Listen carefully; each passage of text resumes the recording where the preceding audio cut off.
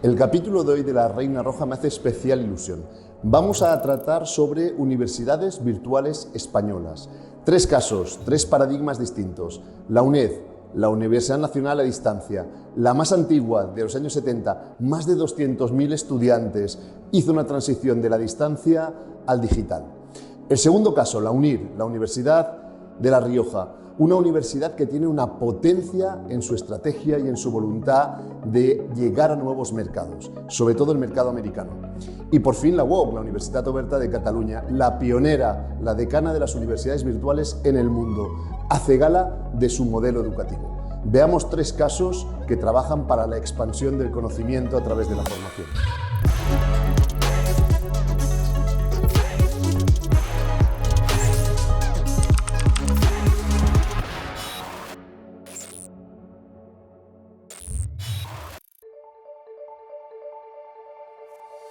En primer lugar, la UNED efectivamente nació en un momento en el 72 cuando solo había muy pocas referencias en el mundo, como era la británica, ¿vale?, de enseñanza a distancia, y donde no había internet. Y nació precisamente para cubrir los huecos de muchas zonas de España.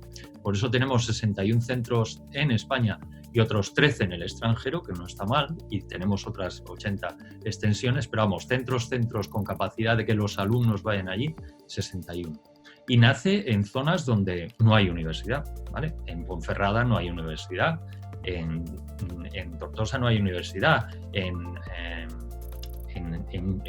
Puerto Llano no hay universidad, en fin, suma y sigue, ¿vale? O sea, nuestra universidad nació para dar servicio y sigue dando servicio a personas con necesidades. Tenemos un plan de atención en los centros penitenciarios.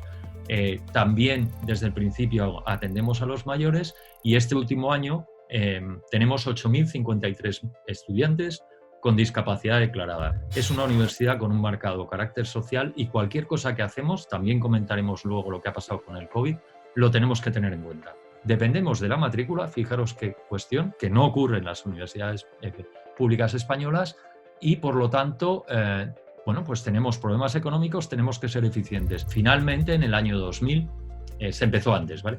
Pero en el año 2000 me vi involucrado en un cambio radical en UNED, que fue el desarrollar herramientas para la educación online. Salimos con una herramienta propia 3 años antes que Moodle. Esta plataforma luego, por lo que sea, UNED no ha insistido en ella y en este momento estamos en un momento de cambio. El siguiente, yo creo, gran cambio que se va a producir, desde mi modesta opinión, lo estamos viviendo ahora. Estamos en un momento de cambio en el cual nosotros no solo utilizamos una plataforma, ¿vale?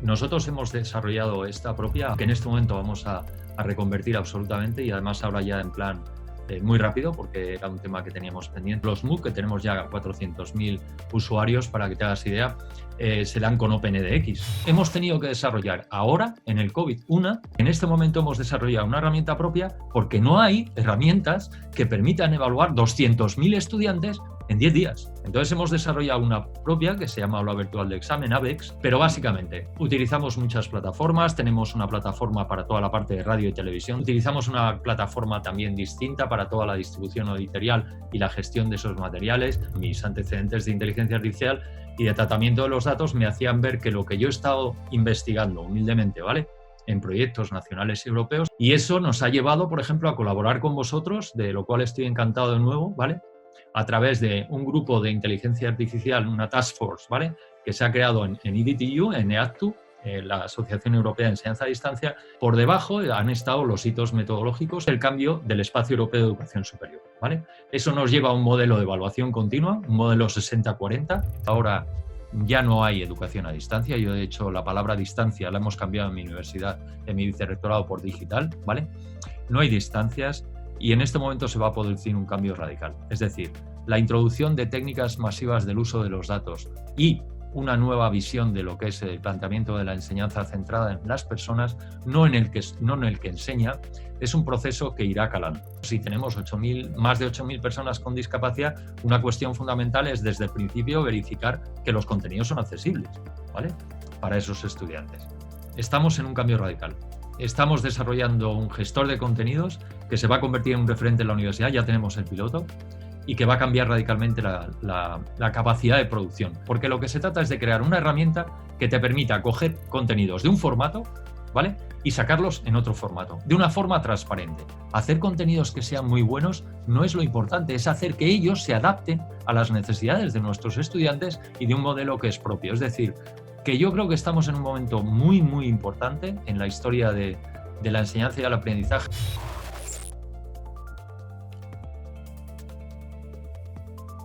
Nuestra visión de universidad sería, oye, pues llegar a ser una de las universidades más importantes en el entorno online de habla hispana a nivel global. Entonces, dentro de este escenario, nosotros posicionamos el modelo pedagógico al alumno en el centro. Entonces, trabajamos mucho la experiencia de aprendizaje. O sea, lo que queremos es que los alumnos con nosotros sientan que aprenden. Quizá la singularidad mayor que tiene esta universidad, que puede ser muy compartida con vosotros, es la edad media de nuestros alumnos. Un alumno en UNIR tiene una edad media de 35 años, entonces es un alumno que se paga sus estudios, ¿no? Entonces, cuando el alumno paga sus estudios y no se los paga su padre o quien sea, está buscando rápidamente un retorno de la inversión. Nosotros tenemos una anomalía que sería el volumen de PAS que manejamos en esta universidad, ¿vale? Entonces, si yo, a grosso modo, tenemos en torno a 2.000 profesores, digo el entorno porque esto va variando en función de la temporalidad de algunos, tenemos aproximadamente unos 1.600 PAS, pero nos permite que el profesor no haga otra cosa que no sea dar clase o investigar. Los profesores tienen tutorías académicas, todos nosotros manejamos a través de Adobe Connect, que es la plataforma que utilizamos en UNIR, y luego además el profesor tiene que corregir actividades, ¿vale? Y evidentemente toda esta labor del profesor va acompañada del trabajo ex ante que se hace con todo el tema de contenidos. O sea que nosotros a la hora de implantar un título, cuando está aprobado en nuestro caso por ANECA, se contrata a un director de la titulación, que suele ser el que ha hecho la memoria. Esta persona se encarga de, con coordinación horizontal, marcar el plan de estudios acorde a unos contenidos y después los que desarrollan los contenidos también suelen ser los profesores de la asignatura. Hay un departamento en la universidad enorme, que da soporte al profesor a la hora de elaborar esos contenidos. Nosotros tenemos ahora mismo un departamento de más de 350 tutores. Tutores que no son académicos, es personal PAS. El tutor es el front de la universidad. Un alumno, cuando entra en la universidad, se le asigna directamente un tutor. Un tutor que aspiramos a que sea el mismo durante toda su vida en esta universidad. El tutor es un coach. Para nosotros el tutor tiene dos funciones. Una función reactiva, que es ante una necesidad de un alumno, y tiene una función proactiva, que es de darle un seguimiento para que esté siempre motivado, ¿no? Para evitar la deserción de las universidades online. ¿Qué campus virtual tenemos en la universidad? Pues tenemos 4 campus virtuales, tenemos 4 LMS, ¿no? Es cierto que hay uno que tiene más volumen de alumnado, pero no es el único. Es el gran campus virtual de la universidad hoy por hoy es Canvas, pero Canvas lo tenemos con un software as a service y tenemos Sakai. Además de Sakai tenemos un desarrollo propio que hicimos hace años, que llevamos ese training y ahora estamos trabajando con Brightspace, con Design to Learn. Hemos tratado de innovar. Ahora estamos modelando mucho nuestro posible futuro tecnológico a través de dar mucha experiencia móvil. Nosotros tenemos 2 tipos de clases, bueno, 3 simplemente laboratorios. Tenemos clases síncronas presenciales. Si no puedes venir, en cualquier caso, las clases se graban y todo queda grabado para que lo puedan ver en diferido. Nosotros ahora mismo tenemos 3 tipologías de laboratorios. Laboratorio virtual, puro y duro. Trabajamos con laboratorios remotos para todo el tema de experiencia. Y luego, bueno, laboratorios presenciales no tenemos en sí mismos, solo hay una titulación en la universidad que los tiene y es porque si no la podríamos tener, con lo cual esa va aparte y no entra en todo este idiosincrasia de plataformas. Todo nuestro sistema de corrección de exámenes es con DocuWare.